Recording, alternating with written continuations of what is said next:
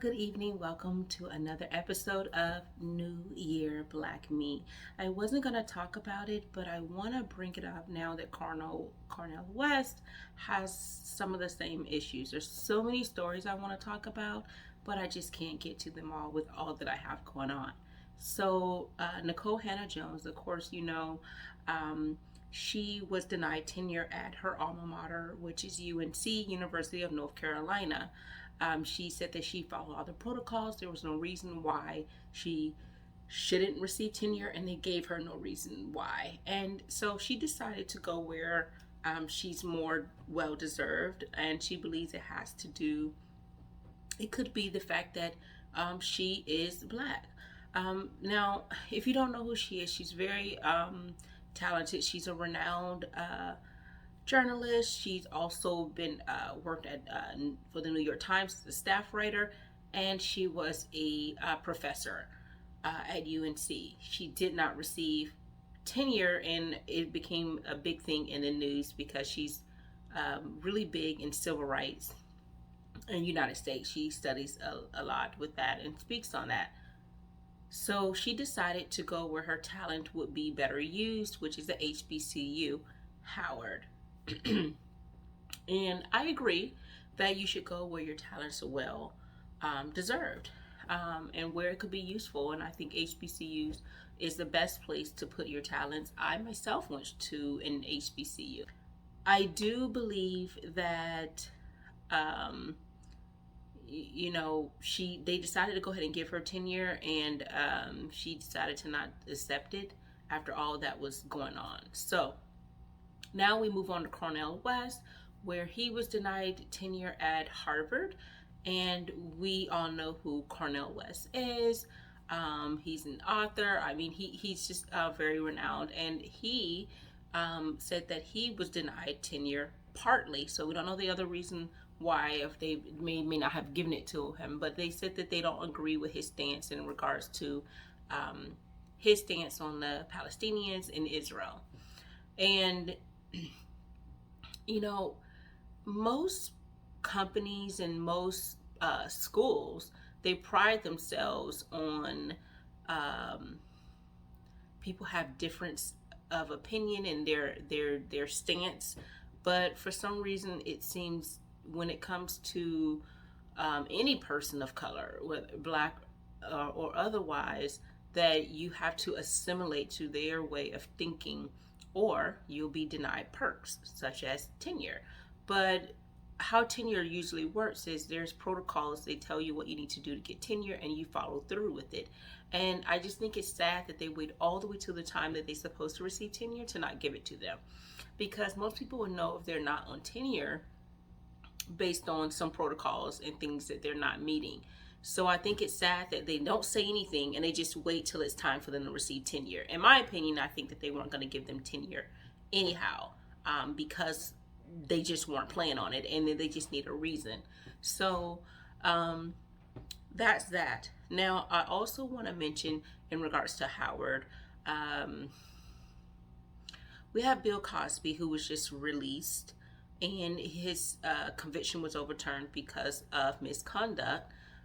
In regards to the prosecutor, they said that if he gave his testimony during a deposition, they would not be used towards criminal charges. It got overturned because of what they said, but many people believe that his actions, he should be held accountable. And I do think that anyone who has done anything wrong, especially any sexual allegations, should be held accountable.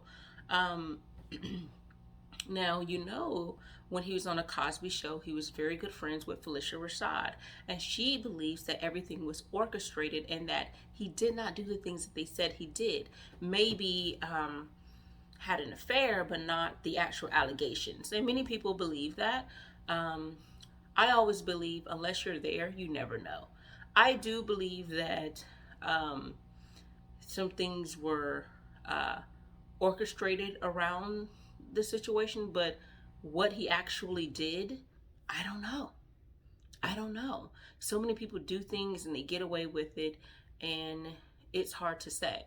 But I can understand why a woman who has known him for so long and worked with him, why she may not believe that this is the man that the media is saying that he is. This is the man that these 1920 women are saying that he is. I can understand why she believes that it could be orchestrated. She's like, this is not the man that I know. Anyhow, she mentioned a while back that she believed that this was all orchestrated. And then when he was finally released, his conviction was overturned. She did a post and saying, um, you know, all the wrongs are now righted, and this was a miscarriage of justice. And so she was happy for his release. And because she is dean and other fine arts program at Howard, a lot of the students and alumni and so many people were upset and think that her job should be removed from her. This is also her alma mater.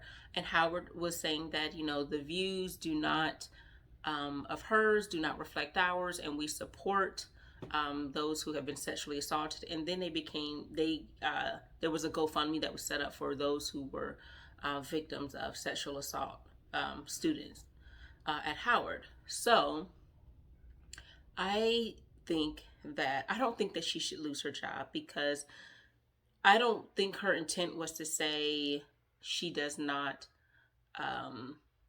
think that people should be held accountable. I think that she believes that he didn't do the things they said that he did.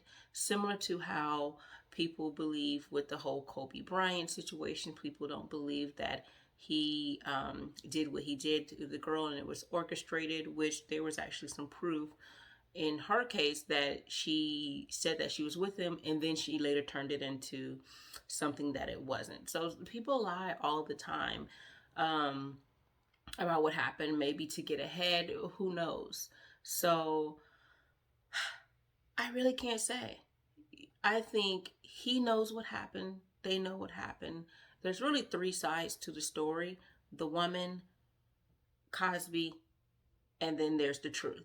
So I think Howard should not remove her from the position of being dean.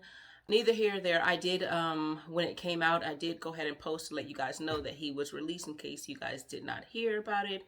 But I do think that at the end of the day, when people do not do right in court, that's how people can get away with things. When you don't do things right, then people who should still be in jail are out. And that plays a big part in it. But at the same time, I do think that people should have a fair trial. And what's been told should be that. So I'll say that I still think that Howard is a great HBCU no matter what decision that they make. I think that they're also going into Howard. There were some things that were said about Howard when Nikole Hannah Jones were going to go there. She received a letter, and someone gave her an anonymous letter about how Howard wasn't so great in the realm of tenure and things like that. Well, that very well may be true. I still believe that all schools have its flaws, but I think HBCU is better than a PWI when it comes to presenting our talents, because we are in a society where our talents are not appreciated. It would be awesome that we can give back to people who look just like us. That way people can have someone to look up to, of who they want to become. Because when you see that, then it's like, okay, this is what I want to do. This is what I can aspire to be. But if everyone who's awesome is going to a school where most of the other people do not look like them, then you open up yourself up to people criticizing you, and they don't even get to hear your opinions or your thoughts. They just look at you and they've come to a decision. But tell me your thoughts in regards to Cornel West and him being denied tenure at Harvard, and then Nikole Hannah Jones and her going to Howard after denied tenure at University of North Carolina, and Howard's response, and should Howard remove the position from Phylicia Rashad. So comment and tell me your opinion. Hit the like button and subscribe. So take care and I'll see you on the next episode.